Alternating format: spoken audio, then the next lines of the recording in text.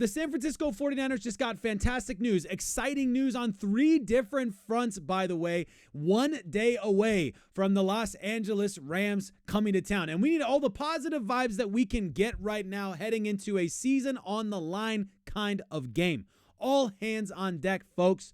In this video, I'm sharing 3 exciting updates for you. If you're new here, I'm Nate. I make daily 49ers content. Please consider subscribing if that's what you're looking for. But let's get first into the injury update we just received not too long ago. The injury update looks positive for guys like Nick Bosa, and that's good for the 49ers who need Nick Bosa back. Although we saw the best defensive line performance without him for sure, bar none, this weekend, it would definitely be better to have him back, and it would be great in my mind to have Nick Bosa healthy and have the actual rotation we wanted from the very beginning of the season with this very much informed YGM. We'll get to more on that later, but here's the actual report. Dre Greenlaw practiced in full today. It was only a walkthrough. Nick Bosa and Isaac Guerendo were both limited on Wednesday, but were upgraded from earlier in the week. Good chance 49ers get Bosa and Guerendo along with Greenlaw's debut. That would be fantastic. We've been expecting that, of course. I also got an update. There we go. Trent Williams, not going to play. Malik Mustafa, not going to play. That's a bummer. Malik Mustafa's such a similar style of player to Talanoa Hufanga. I think it's actually going to be okay. That's my gut. And I know Jair Brown has not been perfect in these last several games. And so his stock's kind of down right now, so to speak, in terms of the fan base's eyes. But I'm actually going to I think we're going to feel a lot better about it. I think with him next to Talanoa Hufanga, him next to that leadership, him not having to be the guy, be the vet in his second year, I think it's going to be okay. I think we're going to be all right with what we get. I could be wrong. I mean, he literally did play on Sunday. Like, we're not acting like this guy hasn't played at all. He was still out there, Hufanga, with limited reps. So you're probably also going to see Tashawn Gibson back on the field as well. That's what I'm expecting anyway. So no Trent Williams, no Malik Mustafa. So Talanoa Hufanga, Jair Brown, the 49ers 2 starting safeties. Nick Bosa is questionable, step up from being doubtful last week. So is Isaac Guerendo. All right. I mean, it's better than what it could have been. I didn't know.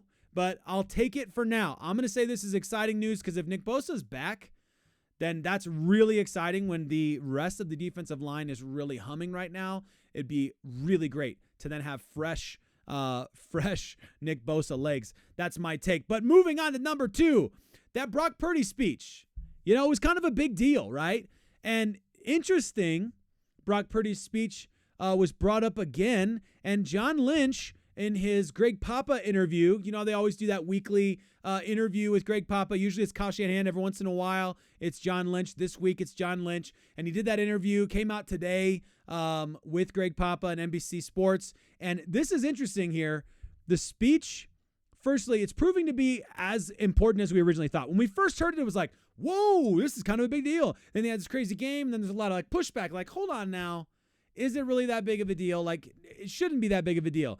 And you know what? It is a big deal, as evident by how John Lynch talked about it. And guess who's kind of responsible for the speech? We learned something new today about who was responsible for the speech. I'm going to say that's a positive if I get this up here. Here you go.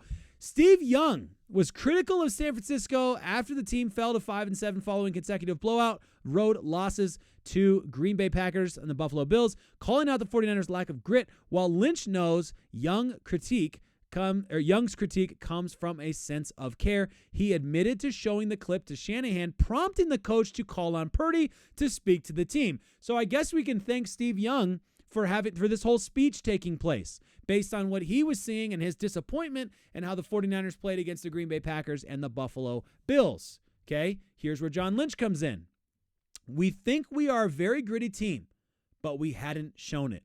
So Shanahan and I talked about who are the grittiest players, who we can put up there. We thought of Demo, and Kyle said, I don't often have Brock do it. I think because quarterbacks have so much on their plate with game plans and all that, but I'm going to have Brock talk. And I thought that was tremendous.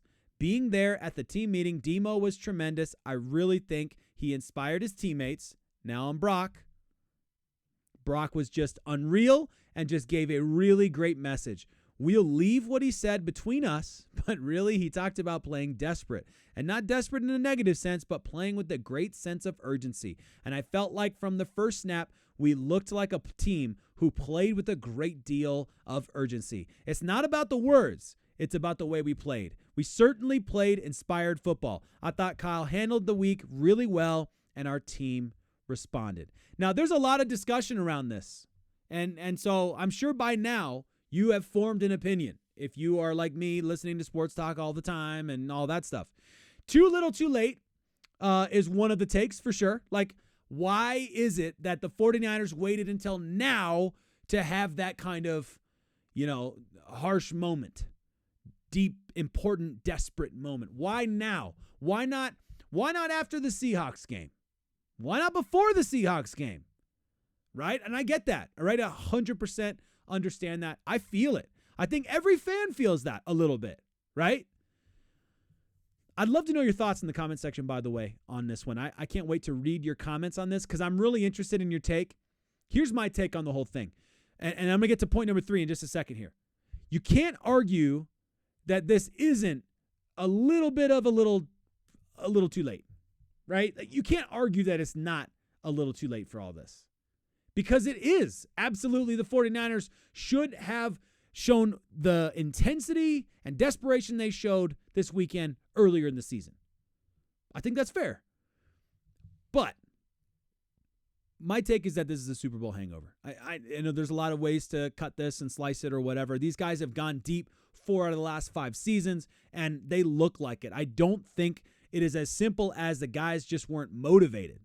I think you've got a lot of injuries, and you got a lot of guys that you're trying to, that I think believe in their heart of hearts they're playing their best football, and or at least putting their best effort out there, but maybe aren't getting that like final little thing.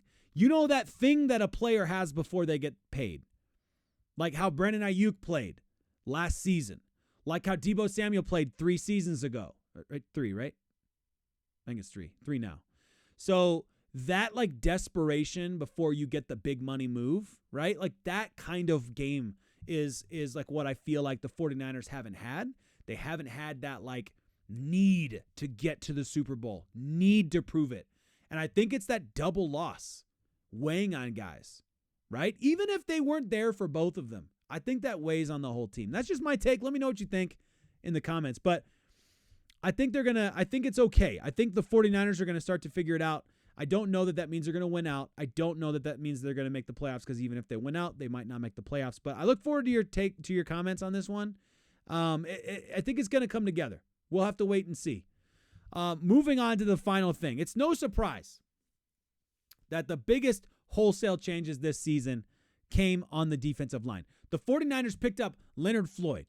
The 49ers picked up Yetur Gross-Matos to help with this transition. It's not entirely surprising for the landmark performance so far because of what was the hope. But when you think of the season as a whole, YGM named NFC Defensive Player of the Week. And it's the first time the 49ers have had a defensive player make the NFC Defensive Player of the Week. First time this whole season. That's interesting. You look at the list of guys who got it last season, offense included, there's a lot of guys on that list. And a lot of names you'd recognize. The Deebo Samuels, the Christian McCaffreys, right? A lot of names you'd recognize. And then you look at this season, and it's Jake Moody.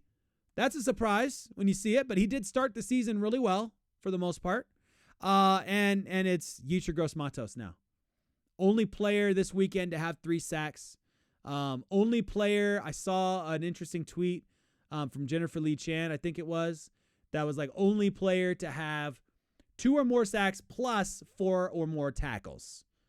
That's YGM for you, having his best game when the 49ers really needed it. Kyle Madsen put it best, though. I got to go to what Kyle Madsen said. On a defense littered with stars like Nick Bosa, Fred Warner, Javon Hargrave, Deommodore Lenoir, Charvarius Ward, and Talon Noah Hufanga, it was off-season edition YGM who earned the defense's first NFC Defensive Player of the Week award on the 2024 campaign. Gross-Matos earned the nod after notching 3 sacks in San Francisco's 38-13 blowout win over the Chicago Bears. It was a glimpse into what the 49ers were hoping to get when they signed Gross-Matos to a 2-year, $18 million contract in the offseason. A knee injury in the preseason derailed the first part of his year, and he tried to play through the ailment before eventually landing on injured reserve. Since returning, he has had 4 sacks and 14 tackles, 5 tackles for loss, and 5 quarterback hits in 4 games. That's not bad. You'll take those stats. If Gross-Matos continues ascending the way he has over the last 4 games, he could become an important player for the 49ers beyond the 2024 campaign. How about that for YGM? I'm stoked about it, guys. I genuinely I remember Brad Graham. I'll give a shout out here. I remember Brad Graham during training camp talking about YGM over and over and over. He used he brought this up recently I saw it in his Twitter feed. He brought it up recently that he used this one opportunity that he had to ask a question to Nick Bosa to ask about Yetur Gross-Matos and how he's, getting up to speed and stuff. He's a diehard fan. He's called it from a long time ago. And so it's exciting to see him play the way that everyone kind of hoped he would play. And you can see why Leonard Floyd, who's having a great season statistically speaking, but, there were parts earlier in the season where it just felt like there wasn't enough going on there, right? If you can see why Nick Bosa, YGM, and Leonard Floyd playing at their potential are a nasty defensive line from an edge perspective, right? And if you add in a healthy Javon Hargrave and you add in the incredible help we've been getting from undrafted free agents like Evan Anderson, Sam Okuanu, you add those guys in there, and all of a sudden, this is a pretty decent defensive line. It's not a top 5, maybe, but it's pretty good. Those edge rushers can have a huge impact. Obviously, you still need that penetration through the middle. You still need run stoppers like the Malik Collins, who's played pretty well, I feel like, over the season. So, let me know what you guys think in the comments about all of those 3 stories. I think it's exciting news on all 3 fronts. It's exciting for YGM. It's exciting for this Brock Purdy speech actually being massively valuable and being seen up in the front office as a big deal. I think it's interesting how it went about. I think it's interesting that Steve Young was a part of it in a way. I think it's interesting how Kyle Shanahan chose Deommodore Lenoir, who's obviously the recent 5-year signing. So this guy is clearly has a pulse in that locker room. And I think, of course, the first one being the injury update that Nick Bosa could be healthy this weekend. Tomorrow, this week. I think it's fantastic news, and I'm hoping the 49ers are going to see Dre Greenlaw back on the field, see Nick Bosa back on the field.